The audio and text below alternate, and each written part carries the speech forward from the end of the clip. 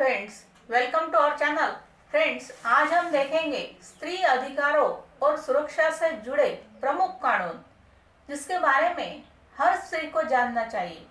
Friends, video अंत तक देखें, लाइक, कमेंट, शेयर कीजिए और सब्सक्राइब करना न भूलिए। तो चलिए जानेंगे स्त्री से जुड़े कानून। वो 5 प्रमुख कानून जिसे हर स्त्री के लिए जानना बहुत जरूरी है, ताकि वह अपने अधिकारों और सुरक्षा के प्रति सजग और जागरूक हो सके। सिर्फ भारत ही नहीं, बल्कि पूरी दुनिया में स्त्रियों के लिए न्याय और बराबरी के अधिकारों को सुनिश्चित करने में लोकतंत्र और कानून की बड़ी भूमिका है। स्त्रियों ने जमीनी स्तर तो लड़ाई लड़ी है, लेकिन उस लड़ाई को कानून बनाकर उसके जरिए हमारे अधिकारों की गारंटी देने का काम न्याय व्यवस्था ने किया है। हालांकि भारत में स्त्रियों से जुड़े महत्वपूर्ण कानूनों का इतिहास बहुत पुराना नहीं है। आजादी के कुछ 3 दशक बाद न्यायपालिका ने इस बारे में विचार करना शुरू किया कि कहाँ हमें औरतों के लिए, यानी कि लेडीज के लिए विशेष कानूनों की जरूरत है और कहाँ पहले से बने कानूनों में मौजूद लैंगिक भेदभाव को खत्म किए जाने की जरूरत है। The sexual harassment of women at workplace prevention, prohibition and redressal benefit act 2013 POSH कार्यस्थल पर किसी भी प्रकार की यौन हिंसा और प्रताड़ना से स्त्रियों को कानूनी सुरक्षा देने के लिए बनाया गया कानून है। 3 सितंबर 2012 को यह लोकसभा से और 26 फरवरी 2013 को राज्यसभा से पारित हुआ। 9 दिसंबर 2013 से यह कानून प्रभाव में आया है।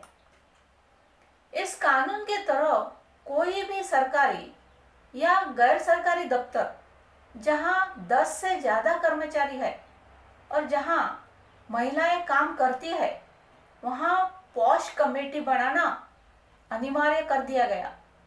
यह कानून विशाखा गाइडलाइन से आगे का कदम है, जो उस गाइडलाइंस के निर्देशों को एक कानून का रूप देकर उसके अनुपालन को सुनिश्चित करने के लिए बनाया गया है। सुप्रीम कोर्ट ने 1997 में एक वर्कप्लेस सेक्सुअल हैरेसमेंट केस के बाद स्वतः संज्ञान लेते हुए यह गाइडलाइन जारी की थी। वह केस दरअसल भौरी देवी का था, जो एक एनजीओ में काम करती थी। काम के दौरान उनके साथ रेप हुआ था। इसके बाद यह बात न्यायालय के संज्ञान में आई कि भारत में लाखों की संख्या में जो औरतें, यानी कि लेडीज घरों से निकलकर काम पर जा रही है, उस काम की जगह पर उनका यौन उत्पीड़न भी होता है और इसे संबोधित करने के लिए हमारे देश में कोई कानून नहीं है। इसके बाद विशाखा गाइडलाइंस जारी की गई, जिसमें हर दफ्तर में एक इंटरनल इंक्वायरी कमेटी बनाने से लेकर वो सारी जरूरी बातें कही गई थी जो 2013 में इस पॉश कानून के रूप में हमारे सामने आई। आज हर महिला को यह जानकारी होना बहुत जरूरी है कि जब वह किसी दफ्तर में काम करने जाती है, तो उस काम की जगह पर उनकी सुरक्षा को सुनिश्चित करना संस्थान की जिम्मेदारी है और यदि उनके साथ कोई भी अनुचित व्यवहार होता है, तो वो हमेशा उसकी शिकायत कर सकती है। Protection of women from domestic violence act 2005 26 अक्टूबर 2006 को यह कानून भारत में लागू हुआ, जिसका उद्देश्य हर प्रकार की घरेलू हिंसा से महिलाओं की रक्षा करना था। नेशनल फैमिली हेल्थ सर्वे से लेकर यूएन और विश्व स्वास्थ्य संगठन के आंकड़े बार बार हमें आगाह कर रहे थे कि भारत में 70% महिलाएं घरों के अंदर घरेलू हिंसा की शिकार है और सिर्फ 10% महिलाएं उस हिंसा की शिकायत करती है। भारत में कोई ऐसा कानून भी नहीं था जो घरों के भीतर महिलाओं की सुरक्षा को सुनिश्चित कर सके, इसलिए 2006 में ये कानून आया। इस कानून के जरूरी पहलुओं में से एक ये भी है कि जरूरी नहीं कि जो व्यक्ति पीड़ित है वही शिकायत दर्ज करे। यदि आपके संज्ञान में ये बात आती है कि कोई महिला घरेलू हिंसा की शिकार हो रही है तो आप भी पुलिस के पास शिकायत कर सकते हैं। यह पुलिस का कानूनी दायित्व है कि उसे एक शिकायत पर एक्शन लेना होगा। अब हिंदू सक्सेशन एक्ट या हिंदू उत्तराधिकार कानून 2005, यह आजाद भारत के इतिहास में महिलाओं के लिए लाया गया सबसे ऐतिहासिक और सबसे जरूरी कानून है। हिंदू सक्सेशन एक्ट या हिंदू उत्तराधिकार कानून 1956 तो पहले भी था, लेकिन उसमें लड़के और लड़की के लिए भेदभावपूर्ण नियम थे। उस कानून में लड़कियों को पिता की संपत्ति में कोई अधिकार नहीं था। पिता की सारी संपत्ति लड़कों को मिलती थी। 2005 में इस कानून में संशोधन किया गया और 9 सितंबर 2005 में यह लागू हुआ। इस नए कानून में पुराने लैंगिक भेदभाव को समाप्त कर लड़का और लड़की दोनों को बराबरी का अधिकार दिया गया। यह कानून 2005 से पहले हुए संपत्ति विभाजनों पर भी लागू हुआ।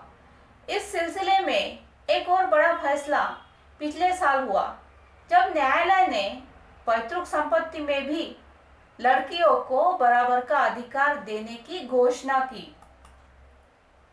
समान संपत्ति का अधिकार अब तक सिर्फ पिता की अर्जित की हुई संपत्ति पर ही लागू होता था।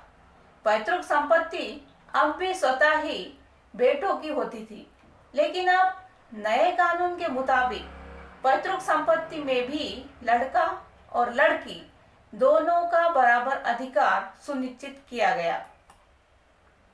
डाउरी प्रोहिबिशन एक्ट 1961, भारत में दहेज प्रथा बहुत पुरानी है, लेकिन इस दहेज प्रथा को कानून अपराध घोषित करने वाला कानून ज्यादा पुराना नहीं है।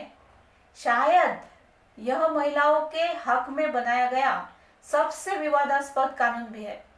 डाउरी प्रोहिबिशन एक्ट या दहेज निषेध अधिनियम 1961 में लागू हुआ। इस कानून के मुताबिक भारत में दहेज लेना या देना दोनों ही कानूनन अपराध घोषित कर दिया गया। इसके लिए 5 वर्ष की कैद और 15,000 रुपए तक का जुर्माना हो सकता था। भारतीय दंड संहिता की धारा 498A यानी कि IPC 498A दहेज के मामलों पर लागू होती है। शुरू में इस धारा से जुड़े प्रावधान बहुत कठोर थे। दहेज की शिकायत होते ही तुरंत गिरफ्तारी हो जाती थी और इसमें जमानत का कोई प्रावधान नहीं था। 1980 के दशक तक इतनी बड़ी संख्या में दहेज से जुड़े झूठे और गलत केस न्यायालय के समक्ष आए कि इस कानून को वापस लेने के लिए कोर्ट में कई याचिकाएं दायर की गई। इन याचिकाओं पर सुनवाई करते हुए कोर्ट ने माना कि इस कानून का दुरुपयोग हो रहा है, लेकिन कोर्ट ने इस कानून को वापस लेने से मना कर दिया। हालांकि उससे जुड़े प्रावधानों में अब थोड़ी ढील जरूर दी गई है, जैसे कि तत्काल गिरफ्तारी और गैर जमानती अपराध जैसे नियम वापस ले लिए गए। न्यायालय ने माना कि हर कानून के साथ ये होता है कि उसका कुछ दुरुपयोग भी हो सकता है, लेकिन इसका अर्थ ये नहीं कि वो कानून गैर जरूरी है। यह कानून दहेज की प्रताड़ना झेल रही हमारे देश की हजारों स्त्रियों के लिए न्याय का दरवाजा है। हम इस दरवाजे को बंद नहीं कर सकते। अब maternity benefit amendment act 2017, maternity benefit amendment bill या मातृत्व लाभ संशोधन बिल 11 अगस्त 2016 को राज्यसभा और 9 मार्च 2017 को लोकसभा में पास हुआ। 27 मार्च 2017 को यह कानून बना। यह कानून हर कामकाजी महिला के लिए 6 महीने के मातृत्व अवकाश को सुनिश्चित करता है। यह उसके नौकरी के अधिकार और मातृत्व अवकाश के दौरान पूरी सैलरी को सुनिश्चित करता है। यह कानून हर उस सरकारी और गैर सरकारी कंपनी पर लागू होता है जहां 10 से अधिक कर्मचारी काम कर रहे हैं।